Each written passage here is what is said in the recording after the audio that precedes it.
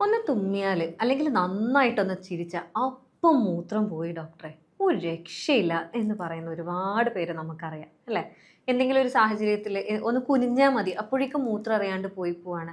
അല്ലെങ്കിൽ മൂത്രമൊഴിച്ചിപ്പോൾ വന്നിട്ടേ ഉള്ളൂ പക്ഷെ അപ്പോഴേക്കും വീണ്ടും മൂത്രം പോകുന്ന ഒരു സാഹചര്യമാണ്.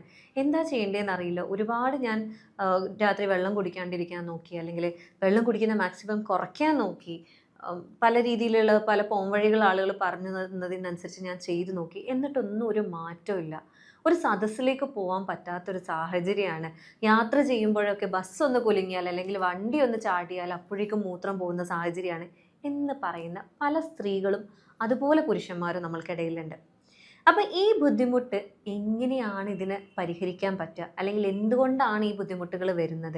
ഈ ബുദ്ധിമുട്ടുകൾ വന്നു കഴിഞ്ഞാൽ അതിനെ എങ്ങനെയൊക്കെ നമുക്ക് വീട്ടിലിരുന്നുകൊണ്ട് മാനേജ് ചെയ്യാൻ പറ്റും എന്നുള്ളതാണ് നമ്മൾ ഇന്ന് ഈ വീഡിയോയിൽ നോക്കുന്നത്. ഞാൻ ഡോക്ടർ ഹിബ അബ്ദുൽ മജീദ്, ഡോക്ടർ ഹിബ സറോവിയ, പെരിന്തൽമണ്ണ, മലപ്പുറം ജില്ല.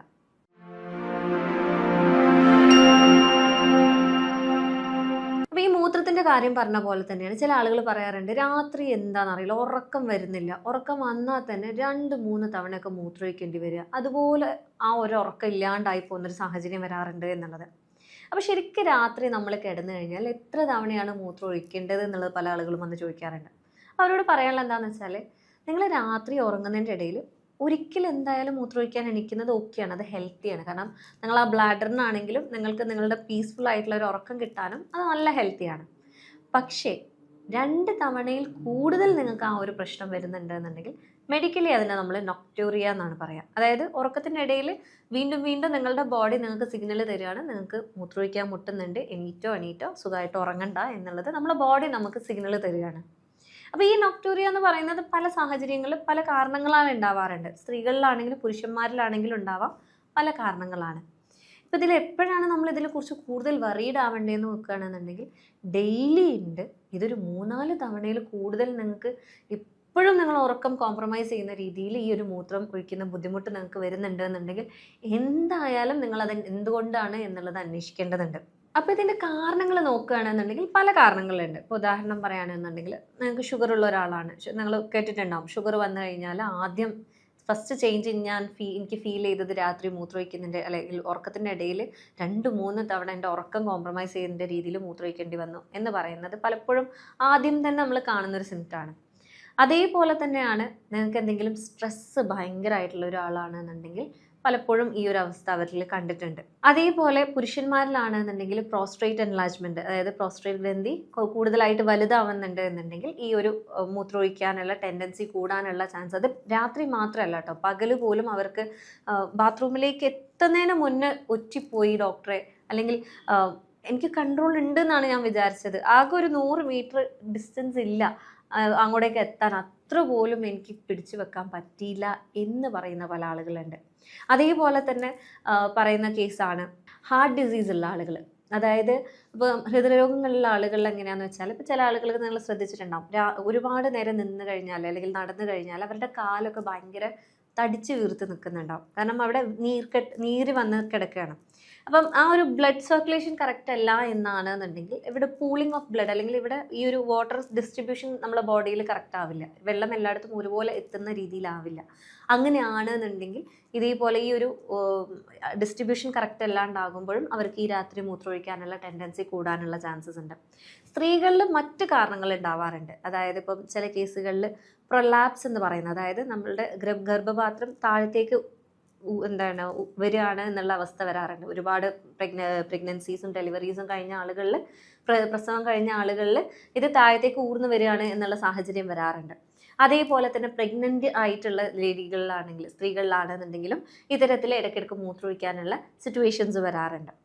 അപ്പം ഇത് നോർമലാണോ അബ്നോർമലാണോ? ഇപ്പോൾ പ്രഗ്നൻസിൻ്റെ കേസ് എന്ന് പറയുന്നത് വളരെ നോർമൽ ആയിട്ടുള്ള കാര്യമാണ്. കാരണം അവരുടെ ആ ഒരു മൂത്രസഞ്ചിയോട് ചേർന്നിട്ടാണ് അവരുടെ യൂട്രസ് നിൽക്കുന്നത്, അവരുടെ ഗർഭപാത്രം നിൽക്കുന്നത്. അപ്പം ഈ ഒരു കുട്ടി ഇതിൻ്റെ അകത്ത് വളരുന്നതിനനുസരിച്ച് ഈ ഒരു ഗർഭപാത്രം എന്ന് പറയുന്നത് അവരുടെ മൂത്രസഞ്ചിയിലേക്ക് കൂടുതൽ പ്രഷർ കൊടുക്കുന്നുണ്ട്.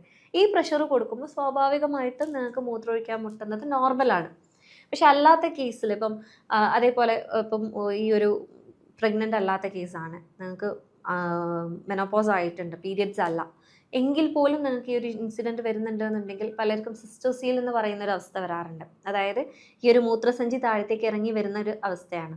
ആ അവസ്ഥയിലും ചില ആളുകൾക്ക് ഒന്നെങ്കിൽ മൂത്രം പറ്റേ ഇല്ലാണ്ടാകുന്ന ഒരു സാഹചര്യം ഉണ്ടാവാം, അല്ലെങ്കിൽ മൂത്രം ചിലപ്പം ഇരിക്കുമ്പോൾ മൂത്രം ഒഴിക്കാൻ കഴിയില്ല, പക്ഷെ ഞാൻ നിൽക്കുന്നതോട് കൂടെ എൻ്റെ കാലുമിലൂടെ മൊത്തം മൂത്രം ഒഴിച്ചു പോവുകയാണ്, എനിക്കതിൽ കൺട്രോൾ ഇല്ല എന്ന് പറയുന്ന ആളുകളുണ്ട്.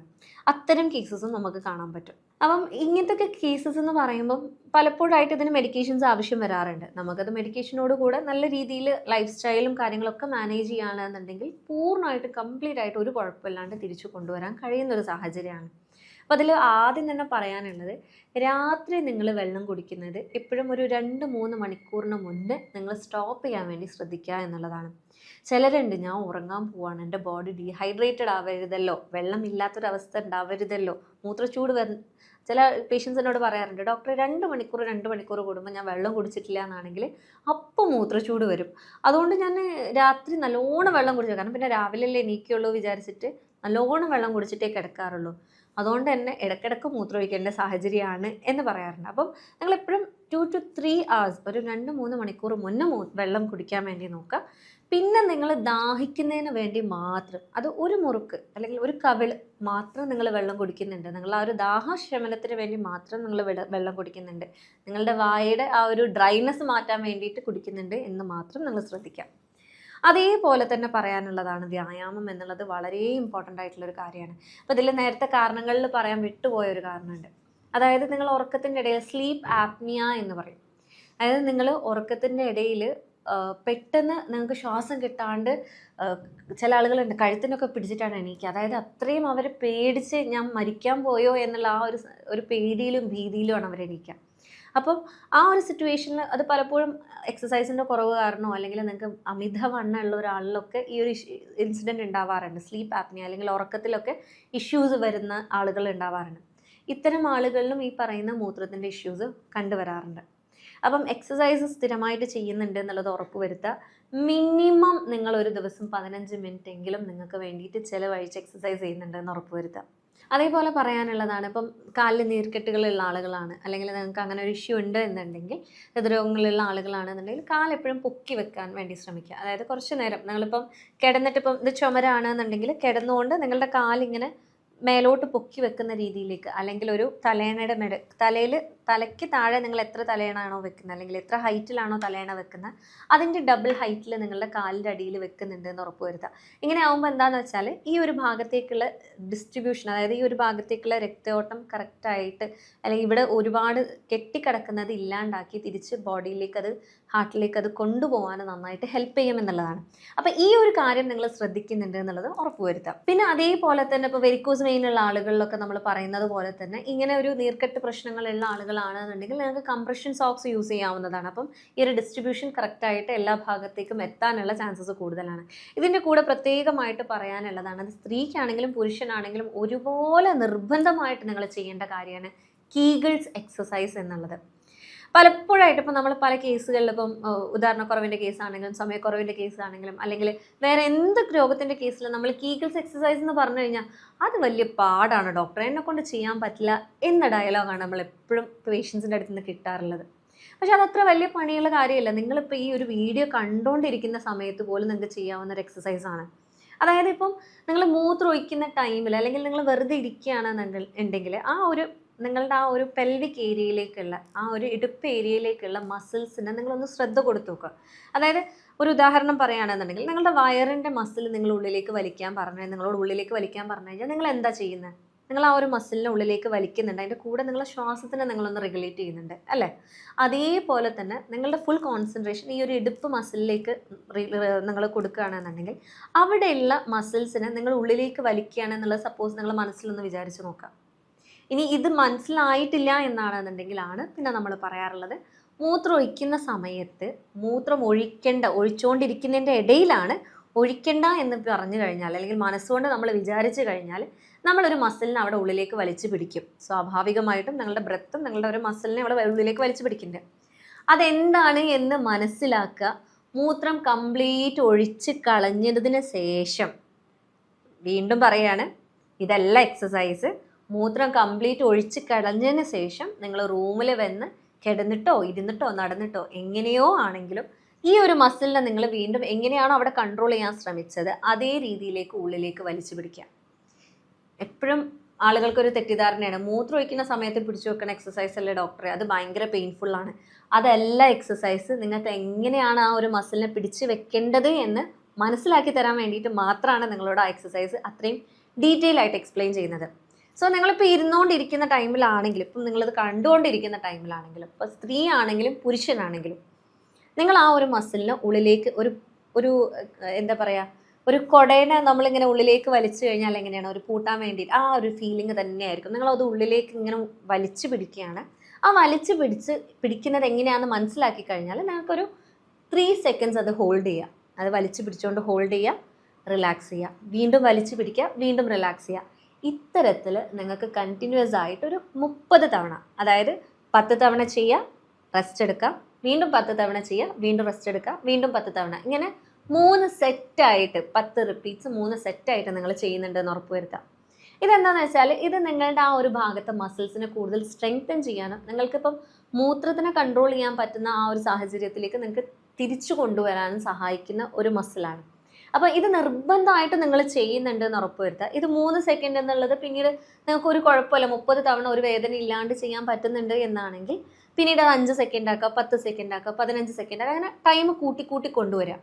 ഇതിൽ പ്രത്യേകം പറയാനുള്ളത്, ആദ്യമായിട്ടാണ് ചെയ്യുന്നതെങ്കിൽ ഇത് ഭയങ്കര എളുപ്പമാണല്ലോ, ഇത്ര പണിയൊന്നും ഇല്ലല്ലോ, ഞാൻ നല്ല ടൈം കൂട്ടി ചെയ്യട്ടെ എന്ന് വിചാരിച്ചു കഴിഞ്ഞാൽ ആദ്യമായിട്ട് ജിമ്മിൽ കയറിയിട്ട് ആവേശം കാണിച്ച് വർക്കൗട്ട് ചെയ്ത് കഴിയുമ്പോൾ നിങ്ങൾക്ക് ഉണ്ടാകുന്ന ഒരു പെയിൻ ഉണ്ടല്ലോ പിറ്റത്തെ ദിവസം, അതേ അവസ്ഥ ഇവിടെ വരും. അപ്പോൾ മൂത്രം ഒഴിക്കാൻ പോലും ഭയങ്കര ബുദ്ധിമുട്ടാവുന്ന ഒരു അവസ്ഥയിലേക്ക് നിങ്ങൾ പോകും.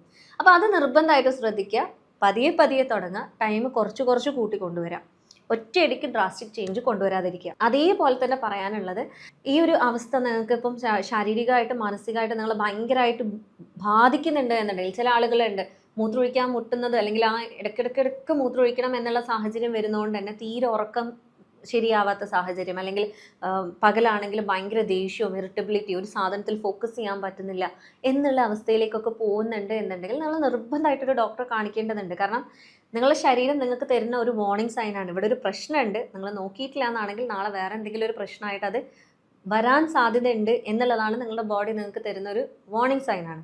സോ എപ്പോഴും നിങ്ങൾക്ക് ഭയങ്കരമായിട്ട് കോംപ്രമൈസ്ഡ് ആവുന്നുണ്ട്, നിങ്ങൾക്ക് ഒരു സ്ഥലത്തേക്ക് പോകാൻ പറ്റുന്നില്ല, ഒരാളോട് സംസാരിക്കാൻ പറ്റുന്നില്ല, അല്ലെങ്കിൽ ചിരിക്കാൻ പറ്റുന്നില്ല, കളിക്കാൻ പറ്റുന്നില്ല, മാക്സിമം വീട്ടിൽ തന്നെ ഒതുങ്ങിക്കൂടാൻ ശ്രമിക്കുന്നുണ്ട് എന്നുണ്ടെങ്കിൽ നിർബന്ധമായിട്ട് നിങ്ങളൊരു ഡോക്ടറെ കാണിക്കണം. എന്തുകൊണ്ടാണ് എന്നുള്ളത് നോക്കേണ്ടതുണ്ട്. സോ കൂടുതൽ അറിയാൻ ആഗ്രഹിക്കുന്നുണ്ട് എന്നുണ്ടെങ്കിൽ നിങ്ങൾക്ക് എന്നെ കോൺടാക്ട് ചെയ്യാവുന്നതാണ്. ഞാൻ ഡോക്ടർ ഹിബ അബ്ദുൽ മജീദ്, ഡോക്ടർ ഹിബ സറോവിയ, പെരിന്തൽമണ്ണ, മലപ്പുറം ജില്ല.